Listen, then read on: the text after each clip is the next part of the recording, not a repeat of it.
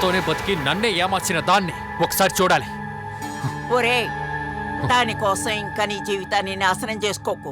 నేనొక మంచి అమ్మాయినిచ్చి పెళ్లి చేస్తా. ఛీ! బయలుదేరవే. బాగా వరకట్నం తీసుకుని పెళ్లి జరిపిస్తా. నీకు డబ్బు సమస్య తీరిపోద్ది. నిన్ను పొమ్మని చెప్పాను. ఒరే, నీది చిన్న వయసు, కాస్త కూర్చొని ఆలోచించరా.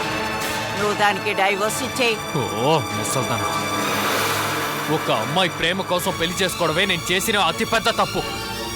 నన్ను మళ్ళీ అదే తప్పు చేయమంటారా?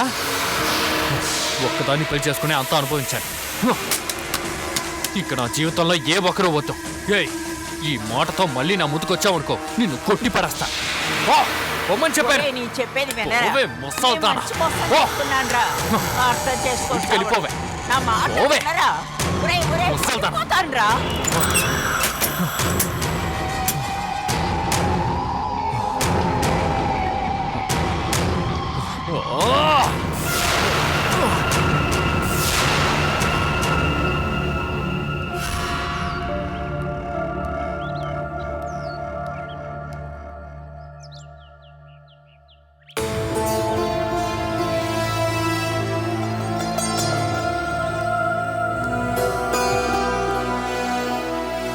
నేను బాలా వాళ్ళ ఆయన తండ్రిని. నా పేరు ప్రభాకర్. మీరు శ్రీదేవి అమ్మ కదా? అవును. నన్ను ఇంతవరకు మీరు చూడలేదు కదా? బాలకి పెళ్లి జరిగినప్పుడు ఒకసారి మాత్రమే చూశాను, అందుకని సడన్ గా గుర్తుకు రాలేదు. కానీ మీ గురించి మనోజ్ చెప్పినప్పుడు తెలిసింది. నేను మనోజ్ని ఒకసారి చూద్దామని ఇక్కడికి వచ్చాను. మనోజు రావడానికి లేట్ అవుతుంది. ఆఫీసు నుంచి సిటీ వరకు వెళ్ళొస్తానని చెప్పాడు. అంటే మనోజు భోజనానికి ఇంటికి వస్తాడని అనుకున్నాను, లేకపోతే నేను తిన్నగా ఆఫీస్కి వెళ్ళేవాడిని. ప్రభాకర్ గారు రండి, లోపలికి రండి. వద్దులేమ్మా. మనోజు ఇప్పుడు ఇక్కడికి రానప్పుడు నేను ఇక్కడ ఉండి కూడా ప్రయోజనం లేదుగా. మొదటిసారి ఇంటికి వచ్చారు, ఒక టీ అయినా తాగి వెళ్ళండి. ఇప్పుడు నేను ప్రశాంతంగా ఏది తాగే పరిస్థితిలో లేనండి. బాలా గురించి మీరు వినే ఉంటారుగా, ఎవరో తనని కావాలని ఇరికిచ్చారనిపిస్తుంది. కానీ తను నిరపరాధి అని నిరూపించడానికి కోర్టుకు వెళ్ళాలిగా. నేను కూడా దీనికి ఏమీ చేయలేని పరిస్థితి. అది కాకుండా ఖర్చు పెట్టడానికి డబ్బులు కూడా లేవు. బాల నిజంగా మోసం చేస్తుంటుందని మేమెవరూ నమ్మడం లేదు. కానీ ఆ అమ్మాయి విషయంలో మనోజ్కి కొన్ని అడ్డంకులున్నాయి. ముఖ్యంగా అడ్డు ఎక్కడి నుంచి అంటే ఈ ఇంటి నుంచి. మనోజ్ బాల విషయంలో జోక్యం చేసుకోవడం జయ్యకి ఇష్టం లేదు. ఈ విషయంగా ఇద్దరు ఎప్పుడు గొడవ పడుతూనే ఉంటారు. చెల్లెలు జైల్లో ఉందని తెలిసినప్పుడు అక్కకే కదా ఎక్కువ బాధగా ఉండాలి. అది తనకి తానే ఆలోచించాలిగా. ఈ అమ్మాయి అలా కాదు. బాల జైల్లో ఉండడానికి కారణం తను చేసిన తప్పే అని జయ అనుకుంటూ ఉంటుంది. కుటుంబ కలహాన్ని సర్దుకుపోవాలని మనోజ్ అనుకుంటూ ఉంటాడు. నా కొడుకే, కానీ నేను చెప్పకుండా ఉండలేను. నేను ఇటువంటి రాక్షసిని నా జీవితంలో ఎప్పుడూ నేను చూడలేదు. వాడు ఒక కేసులో ఇరుక్కొని పోలీస్ స్టేషన్లో ఉన్నప్పుడు గర్భంతో ఉన్నది కూడా మర్చిపోయి బాలా పరిగెత్తుకుంటూ వచ్చి ఎవరి కాళ్ళు పట్టుకుందో గాని వాడిని పోలీస్ స్టేషన్లో తీసుకొచ్చింది. అసలు కేసేంటో తెలియకుండా తను పోలీస్ స్టేషన్కి వెళ్ళినప్పుడు వాడు తిరిగి కూడా చూడలేదు. దీనికి మనోజ్ ఏదైనా చేయగలడేమో అని అడుగుదామనే వచ్చాను. వాడు ఎన్నో ప్రయత్నాలు చేస్తూనే ఉన్నాడు. జయ ఇలా అడ్డుపడ్డం వల్లనే బాలా అక్క దగ్గర నేను కావాలంటే మాట్లాడతాను. ఇప్పుడు బాల పేరెత్తితేనే మండిపడుతోంది. కానీ మనోజ్కి బాల తన సొంత చెల్లెల్లాగా. అది నాకు తెలుసు. మంచి చేసే మనసున్నవాడని మనోజ్ గురించి మాత్రమే బాలా నాకెప్పుడు చెప్తుంటుంది. అందువలనే అతని దగ్గర సహాయం అడుగుదామని మొట్టమొదటిగా ఇక్కడికే వచ్చాను. బాలా అక్క ఎక్కడికి వెళ్ళింది? పక్కనే ఒక పిఎస్సి కోర్సులో చేరింది. అందుకనే పాపను కూడా తీసుకెళ్ళింది. జయతో ఈ విషయం గురించి ఏమీ మాట్లాడకండి. మనోజ్తో ఇంకోసారి నేను మాట్లాడతాను. తను బయటికి రావాలనే నాకు ఆశగా ఉంది. నా కొడుకు బాలాకి చూపించే నరకానికి నేను ఏదో ఒక ప్రాయచిత్తం చూపించాలిగా. అందువలనే ఎలాగైనా తనని పోలీస్ స్టేషన్ నుంచి తీసుకురావాలని నేను ప్రయత్నిస్తూ ఉన్నాను. ఒక ఆడపిల్ల కన్నీటి శాపం నా కుటుంబానికి తగిలి తరతరాల వంశానికి తగులుతుందని బాధపడుతున్నాను. మీరు అసలు ఏం బాధపడకండి. బాలని ఖచ్చితంగా కోర్టు దండించదు. తనకు విడుదల దొరుకుతుంది. ఇక్కడ మనుషులు రాసేదే కదమ్మా తీర్పు. ఎవిడెన్సు డబ్బు బలం ఉంటేనే గాని తప్పించుకోలేం మనం. ఏమనుకోకుండా మీరు మనోజ్తో చెప్పి బాలాని బయటికి తీసుకురావడానికి ఏదో ఒక మార్గం కనిపెట్టమని చెప్పండి. మీకు కోటి జన్మల పుణ్యం ఉంటుంది. వస్తానమ్మా. ఉమ్.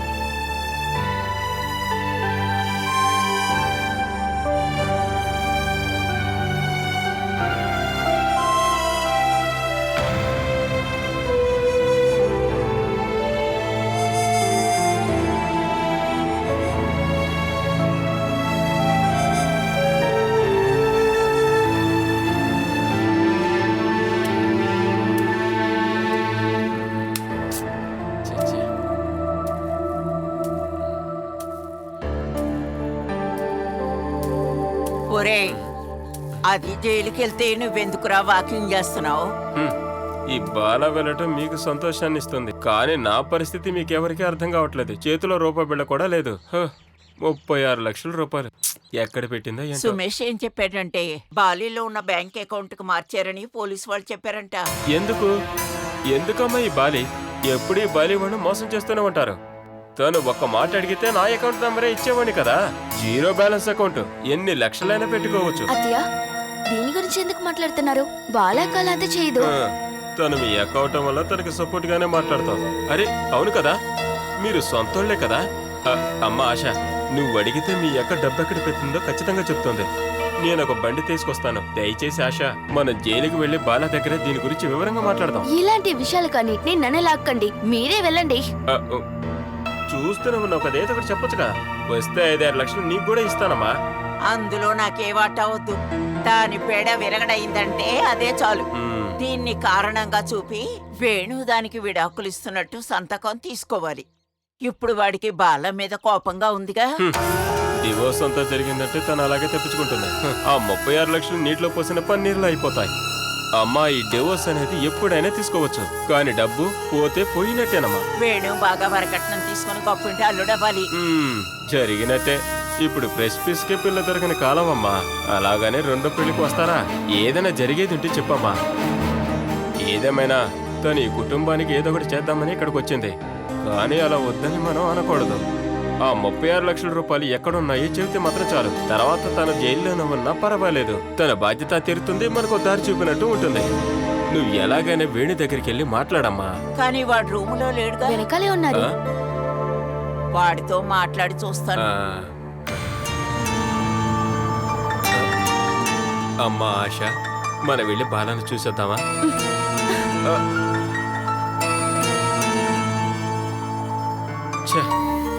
ఈ టెన్షన్ ఎక్కువయ్యి నేను సన్నగా అయిపోతానేమో. ఆకలేమో అవుతూనే ఉంది, కానీ చేతిలో డబ్బులే లేవు. ఏదైనా 36 లక్షల రూపాయలు.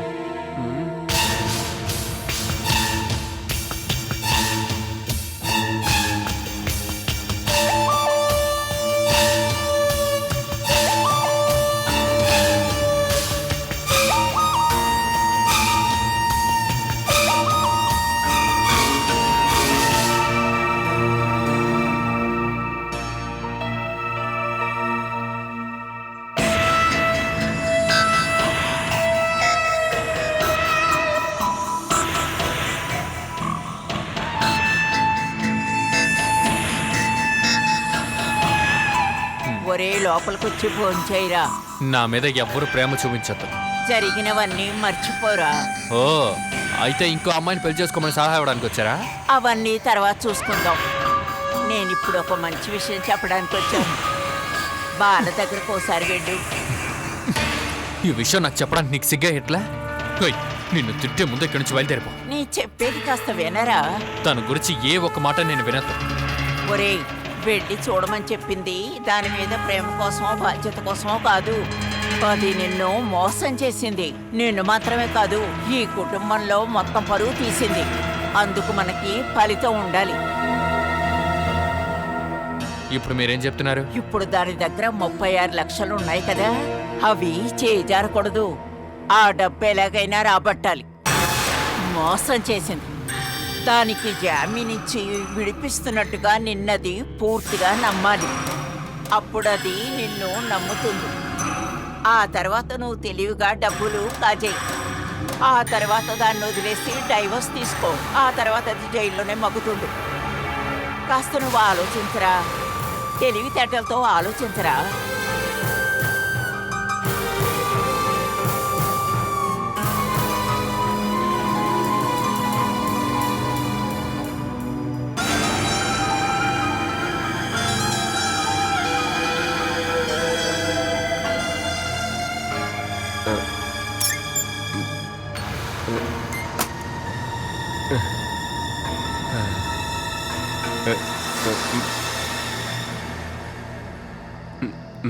ఏమండి ఏం దాచిపెట్టారు? ఆహా, ఏమే దాంట్లో కొంచెమైనా నాకు ఇవ్వే. ఒళ్ళంతా షేక్ అవుతుంది. సడన్ గా ఎందుకు అలా అవుతుంది? సడన్ గా కాదు, బాలా 36 లక్షలు దొంగతనం చేసి ఎక్కడో దాచిపెట్టిందని తెలిసిన కాడ నుంచి. అందుకని కొంచెం ఆలోచించి చూడు. 36 లక్షల రూపాయలే. అది తలుచుకున్నప్పుడల్లా నా ఒళ్ళంతా షేక్ అవుతుంది. అందుకని కొంచెమన్నా పోయేవే. వదలండి, మందు తాగితే టెన్షన్ ఏమైనా తగ్గుతుందా ఏంటి? షో, అంత డబ్బు దొంగతనం చేసి ఎంత ధైర్యంగా ఇక్కడికి వచ్చిందో చూడు. ఓ, తను ఒక లక్షాధికారి అని నాకు అప్పుడే తెలుసున్నట్టయితే తనకు బదులుగా నేను వెళ్ళి ఉండేవాడిని. అందులోంచి సగం నాకు ఇస్తే చాలు కదా. ఏవండి, బాలా పని చేసిందని మీరు నమ్ముతున్నారా? ఏమే, తను డైరెక్ట్ గా చేసిండదు, బినామీగా ఉండుంటుంది. ఏమే, ఇప్పుడంతా అలాగే జరుగుతుందిగా. ఎవరినైనా చంపాలంటే డైరెక్ట్ గా వెళ్ళి చంపాలి. శిక్ష అనుభవించడానికి బెనామీని పంపిస్తారు. తనకి తన కుటుంబానికి ఒక మంచి ఆఫర్ ఇస్తారు. ఇది కూడా అలాగే ఉంటుంది. షో, ఎలాగైనా సరే తనకి చాలానే తక్కువ, లేదంటే తను ఒప్పుకుంటుందా? కానీ ఆ పని చేసినంత తను ఒప్పుకోలేదు కదండి. దీన్ని ఏమే టక్కున ఒప్పుకుంటే ఇంకా సందేహంగానే ఉంటుంది కదా. ఓ, తను ఒప్పుకున్నా కూడా పోలీసు వాళ్ళు అంత ఈజీగా బయటకు వదలరు. ఎవిడెన్స్ కావాలి, ప్రశ్నలు అడగాలని చెప్పి వాళ్ళు గవర్నమెంట్ దగ్గర డబ్బులన్నీ ఖర్చు పెట్టిన తర్వాత తనని బయటకు వదిలేస్తారు. షో, ఏదేమైనా సరే 36 లక్షల రూపాయలు. కొంచెం ఏమే నాకు షేక్ వస్తుంది. ప్లీజ్ ప్లీజ్ ప్లీజ్ కొంచెం కొంచెం వింటారా లేదా? మీరు వదలండి. మీరు ఎన్నోసార్లు టెన్షన్ అవుతూనే ఉంటారు. ఆ టెన్షన్ పోవడానికి మందు గనక తాగారంటేనా ఏం జరుగుతుందో తెలుసు కదా. ఇది ఉండడం వల్ల మీకు షివరింగ్ అవుతుంటే నేనే తాగేస్తాను. నువ్వు తాగబోతున్నావా? కాదండి, కింద పారపోస్తున్నా. ఏమే అనిరా, అనిరా వద్దు. ఉంటేనేగా మీరు తాగేది.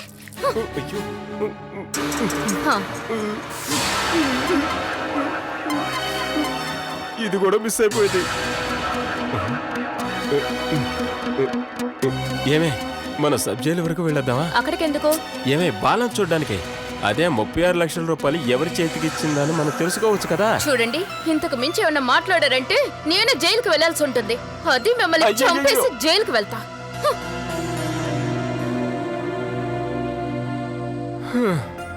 ఏదేమైనా సరే ఆ 36 లక్షల రూపాయలు ఎవరికి ఇచ్చిందో ఏంటో.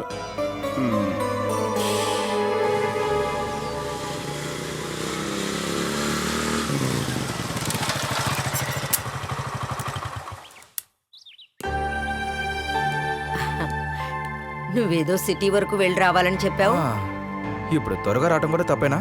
నువ్వెందుకురా నా మీద కోపడతావు? లేటుగా వస్తే తప్పు, ఇప్పుడు త్వరగా వచ్చినా తప్పేనా? మీరు కూడా స్టార్ట్ చేశారా? ఏంట్రా, నీ మాటలు చూస్తుంటే నేనేదో పోలీస్ దానిలో ప్రశ్నిస్తున్నట్టు మాట్లాడుతున్నావు. పాప ఎక్కడా? జయ కూర్చుని ఏదో నేర్పిస్తోంది. ఓ, నాన్న దగ్గరికి వెళ్ళకూడదని చెప్పిస్తుందా? జయ ఎక్కడికి వెళుతోంది, ఏం చేస్తోందని నువ్వు ఒకసారి అడిగావనుకో, నువ్వు ప్రశాంతంగా ఇంట్లో ఉండనే ఆ, లేదు. అలాగే ఇక్కడ నేను చాలా సంతోషంగా ఉన్నా కదా. మనోజ్ తర్వాత వేణు వాళ్ళ నాన్నగారు ప్రభాకర్ గారు ఇక్కడికి వచ్చారు. ఎందుకు? బాల విషయం మాట్లాడడానికి. దానికి ఎందుకు ఇక్కడికి వచ్చారు? కట్టుకున్న అమ్మ కూడా ఇంట్లో ఉన్నాడు కదా, వాడిని అడగచ్చు కదా. మంచి మనసున్నవాడితో మాత్రమే మాట్లాడగలరు. ఆయన ఇక్కడి నుంచి కళ్ళల్లో నీళ్లు పెట్టుకుని వెళ్ళారా? జయలేదా? లేదు. మంచిదైంది, లేకపోతే మనసు విరిగి ఇక్కడి నుంచి వెళ్ళిపోయేది. బాలని జామీన్ మీద తీసుకురావడానికి వాళ్ళ అత్తారింటి నుంచి ఎలాంటి సాయం అందదని తెలిసిపోయింది. అది నాకు ముందే తెలియటం వల్లే కదా నేను లాయర్ని కలవటానికి వెళ్ళా. గర్భిణీతో ఉన్న పిల్ల 14 రోజులు జైల్లో ఉందంటేనే నాకు చాలా బాధగా ఉందిరా. భోజనం విషయం అటుంచు, జైల్లో ఉన్న పరిస్థితులు, అక్కడున్న మనుషులు, ఈ విషయాలన్నీ తలుచుకుని దిగులుతో ఉండుంటుంది. బాలా వాళ్ళ భర్త, అమ్మ, నాన్న అందరూ ఉన్నప్పుడు నేను తనకి ఏ సంబంధంతో జామీన్ పిటిషన్ వేయమంటావు? రిమాండ్ అయిపోయేలోపు వాళ్ళ ఇంట్లో వాళ్ళు ఈ సిచ్యువేషన్ చెప్పి జామీన్ వేస్తే రావడానికి ఛాన్స్ ఉంది. బాల ఇంట్లో ఉన్న వాళ్ళందరూ దీనికి ఒప్పుకోరని అర్థమవుతూనే ఉంది. ఇక ఉన్నది వాళ్ళ నాన్నగారి. ఎలా ఒక విషయం చేయకుండా ఉండాలి అనే ఒక సబ్జెక్ట్లో పిహెచ్డి చేయాలనుకుంటున్న ఒక మనిషి దగ్గర ఆ విషయం ఎదురు చూడటం చాలా వేస్ట్. బాల వాళ్ళ నాన్నగారు ఈ విషయంలో అలా చేయరని నాకు తెలుసు. ఒకసారి నువ్వు హరికి ఫోన్ చేసి నేను మాట్లాడితే. దానికోసం చాలా ట్రై చేశాను. ప్రమోషన్ దొరికి ఇప్పుడు కొత్త జాబ్లో ఉన్నాడు. పాత నంబర్తో డైల్ చేస్తే కాల్ వెళ్ళటలేదు. కొత్త నంబర్ దొరకడానికి ఛాన్సే లేదు. లేకపోతే వాడు నా ఫోన్కి చేయాలి. తను ఎలాగో ఇంటికి పిలుస్తాడు కదా. ఇంటికి వస్తే మాత్రం నెంబర్ సేవ్ చేయాలని లేదు కదా. చూడు, నువ్వు కోప్పడినంటే నీకో విషయం చెప్తాను. నువ్వు బాలా నాన్నగారి దగ్గరికి వెళ్ళి మాట్లాడు. నువ్వు చెప్తే ఆయన వినిపించుకుంటారు. నా దగ్గర చెప్పడానికి వేరే విషయం లేదా? బాల విషయం కాబట్టే నీతో ఇన్ని విధాలుగా మాట్లాడుతున్నాను. నువ్వు ఆయనతో మాట్లాడి బాలని జామీన్లో విడిపించడానికి ఏదన్నా మార్గం ఆలోచించమను. బాలా వాళ్ళ నానే కదమ్మా తను. జైల్లో ఉన్న సొంత కూతుర్ని కాపాడటానికి నేను చెప్పే అతనికి తెలియాలా ఏంటి? కొంతమంది మనుషులంతేరా, కన్న కూతురైనా కూడా తన సంతోషం అవమానం అంటూ అందులోనే ఉంటారు. ఇలా ఉండటమేమా అవమానం అంటే? బాలా అలా చేయదోనన్న నమ్మకం ఉంటే మాత్రం బాలాని జామీన్లో తీసుకోవడానికి ఏదో ఒక విషయంగా ఖచ్చితంగా ట్రై చేసేవాళ్ళు. బాలా జైల్లో ఉన్న ఒక్కొక్క క్షణము నాన్న స్థానంలో అతనికి అవమానంగా ఉంటుందని అతనికి తెలీదా ఏంటి? ఎందుకో ఇంత అనర్థం జరిగిపోయింది. నువ్వు ఆయన ఒకసారి వెళ్ళి కలవరా. నేను వెళ్ళిన ఆ క్షణమే జయ వాళ్ళ అమ్మాయి ఇక్కడికి ఫోన్ చేసి చెప్తుంది. ఆ తర్వాత దాన్ని పెట్టి గొడవ పడుతుంటాను. ఈ విషయాలన్నీ జయతో నేను మాట్లాడి సమాధానపరుస్తాను. చెల్లెలు జైల్లో ఉందన్న అవమానం తను భరిస్తోంది కదా. ఇదంతా తను అర్థం చేసుకుంటుందా?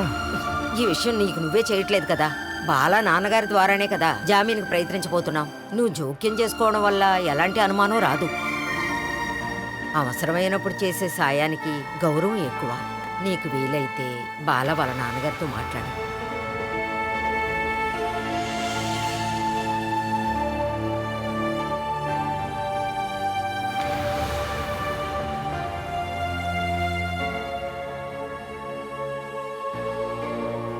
కస్టడీలోకి తీసుకున్నాక అన్ని ఎవిడెన్స్ కలెక్ట్ చేసి జైలుకి పంపిస్తా అన్నారు కదా, ఏవైంది? అదేంటంటే విచారించేటప్పుడే కల్దిరి పడిపోయింది కదా. ప్రశ్నించేటప్పుడు కస్టడీలో ఉన్న అమ్మాయికి ఏమైనా అయిందంటే ముందుగా సమాధానం చెప్పాల్సింది సిఐ సారు. ఆ తర్వాత నాకు సమస్య వస్తుంది. నేను సిఐ గారికి కాల్ చేసి అడిగాను, ఆయనే చెప్పారు ఎలాగలా సర్టిఫికేట్ తీసుకొని తిప్పి పంపేమన్నారు. ఏదో ఒకటి చెప్పండి. ఒక్క పని కూడా సరిగ్గా చేయలేకపోతున్నారు. ఇంత ముందులా కాదు, ఎటువైపు చూసినా మీడియా వాళ్ళు కెమెరాలు పెట్టుకొని తిరుగుతూ ఉన్నారు. ఒక చిన్న విషయం దొరికితే చాలు దాని సహాయంతో మనంతా తెలుస్తారు. అందుకని ఇలాంటి విషయాలన్నీ, ముఖ్యంగా ఆడవాళ్ళకు సంబంధించిన కేసులన్నీ చాలా జాగ్రత్తగా హ్యాండిల్ చేయాలి. ఊరికే చూస్తే చాలదు, గాజు పెంకు పైన అడిగేసినట్టు జాగ్రత్తగా చూసి నడవాలి. ఇంతకు మించి ఆలస్యం చేస్తే బాగుండదు. బాలసుధా దగ్గర స్టార్ట్ చేసి తన దగ్గరే ఈ విషయం అయిపోవాలి. ప్రస్తుతానికి ఒక పని చేయండి. అక్యూజ్డ్ ఈ విషయంలో వేరే ప్లాన్ చేస్తున్నట్టు ఫోన్లో విన్నట్టు 2-3 ఎవిడెన్స్ క్రియేట్ చేయగలరా? దానివల్ల ఏంటి యూసు? ఆ అమ్మాయి పంపించిన మెసేజ్, దాని ప్రకారంగా దాన్ని ఇచ్చిన అకౌంట్ నంబర్కి పార్టీ డబ్బు పంపించారు. ఆ డబ్బుని తను విత్డ్రా చేసి ఎక్కడో దాచేసింది. లేకపోతే వేరే ఎవరైనా ఆ 36 లక్షల్ని దొంగిలించుండాలి. కేసు స్ట్రాంగ్గా ఉండటానికి ఇలాంటి ఎవిడెన్స్ క్రియేట్ చేస్తే గానీ మనం గెలవగలం. అలా 2 సాక్షుల్ని తేగలరా? నేను ట్రై చేసి చూస్తాను. ట్రై చేయండి. దొరికితే కనుక ఈ కేసుని ఎలా మలుపు తిప్పాలో నేను చూస్తాను. ఇక ఆఫర్ చేసింది ఏది రాలేదు. ఇక్కడ ఇవ్వటం బాగుండదు కదా, రేపే పంపిస్తాను. ఇంకా దానివల్ల ఈ కేసు విషయాన్ని ఇంకా లేట్ చేయకూడదు. మీరు ఒక 2 విక్టెస్ని రెడీ చేయండి, నేను చూసుకుంటాను. మ్మ్.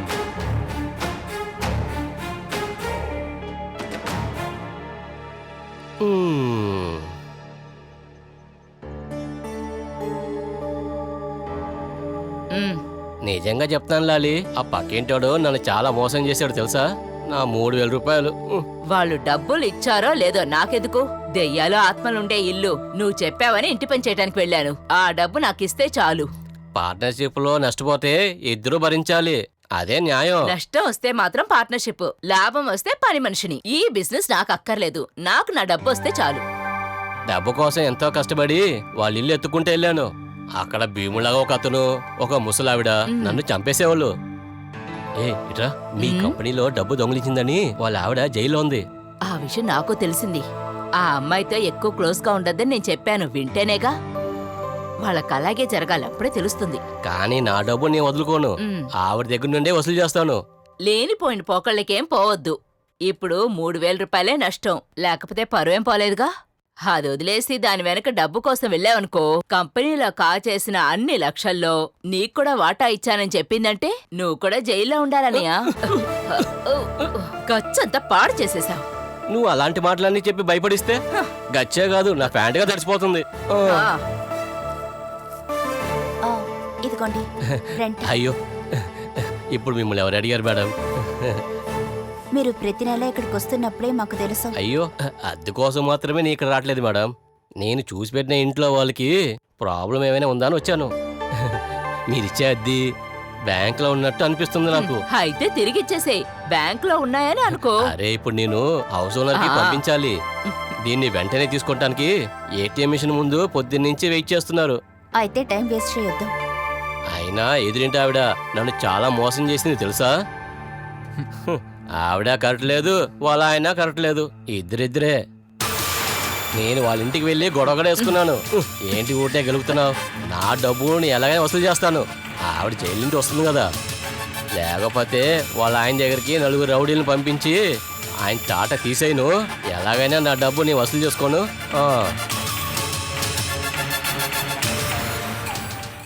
డబ్బు ఎలాగైనా రెడీ చేయొచ్చు, కానీ బాలా తప్పు చేయలేదని నిరూపించడానికి ముందు నుంచొని కేసు జరిపించడానికి ఒకళ్ళు ఉండాలి. ఆ బాధ్యత మీదే. ఏంటి కుదురుతుందా? బాలాని నిర్దోషాన్ని నిరూపించాలని అనుకుంటున్నది నువ్వేగా. మీకు ఆస్తలేదా మావయ్య? తాను నిజంగా తప్పు చేస్తే శిక్ష అనుభవిస్తుంది. బాలా మీ కూతురే కదా, మనస్సాక్షి లేకుండా మాట్లాడకూడదు. మీకే కాపాడాలని లేనప్పుడు ఇక నేను మాత్రం ఏం చేస్తాను? అదే నేను నిన్ను అడగాలనుకుంటున్నాను. మనోజ్ కంటే బాల విషయంలో బాధ్యతగా ఉండాల్సింది మనమే కదండి. దానికిప్పుడు తోడుగా ఉంటున్నది ఈయనొక్కడేగా. మీలాంటి ఒక మనిషి దగ్గర కూతుర్ని తీసుకుని పెళ్లి చేసుకోవడం నాకు చాలా అవమానంగా ఉంది. నువ్వు పెళ్లి చేసుకున్నది నా పెద్ద కూతురు జయాని. ఇప్పుడు నువ్వు ఆ కుటుంబ వ్యవహారం చూసుకో. బాలా కేసు ఇప్పుడు కోర్టులో ఉంది. తీర్పు గురించి కోర్టే చూసుకుంటుంది.